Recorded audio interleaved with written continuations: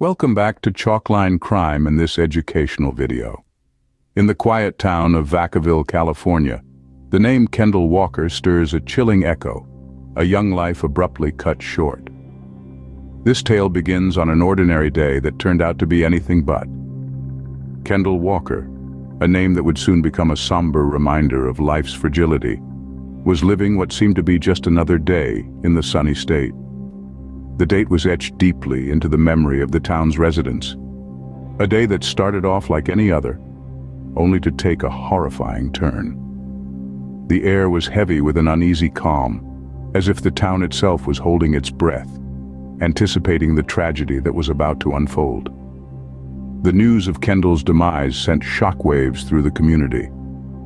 The whispers began, theories were formed, and speculation ran rampant. Kendall was shot and killed by Vacaville police after he charged at officers with several weapons in his hands at the end of a chase. The city's second fatal officer involved shooting in less than 3 weeks. Kendall was armed with a hammer, a nail puller, and a knife when he got out of his car and began aggressively charging at officers on Eulatis Drive near Christine Drive, prompting an officer to open fire, said Vacaville spokesman Mark Mazzaferro. It was a day that would forever be remembered as an unsettling end, a grim chapter in the history of this quiet town. On that fateful day, life as the Vacaville community knew it would change forever.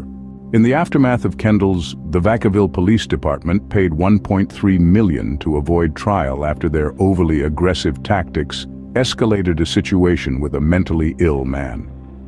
The police shot Kendall Walker, 24, when he exited his car with a hammer in his hand. Knowing that he was paranoid, the police had manufactured a pretextual traffic stop, held Kendall at gunpoint. Then when Kendall slowly drove away, they pursued him and intentionally twice crashed his car with a patrol car. Officers said they just wanted to talk with Kendall because Kendall had bothered the daughter of a VPD member. Kendall's case was brought by his parents and his 7-year-old son. The tragedy touched every home, every street corner, every soul. Friends, family, even strangers who had never met Kendall carried the weight of the loss. The absence of Kendall was felt in every shared smile that didn't reach the eyes, every laughter that echoed a little less joyfully. Kendall's death remains a chilling testament to the fragility of life. The story of Kendall Walker is one that continues to haunt Vacaville, a stark reminder of a life lost. This tale, woven with threads of uncertainty and despair, has left a lasting imprint on this community. The echoes of Kendall's laughter, the memories of a life cut short, are now intermingled with a desperate quest for justice.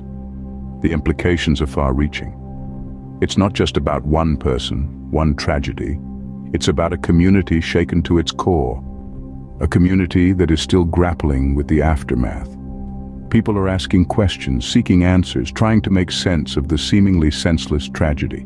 Kendall Walker, a life that touched countless others, ended far too young.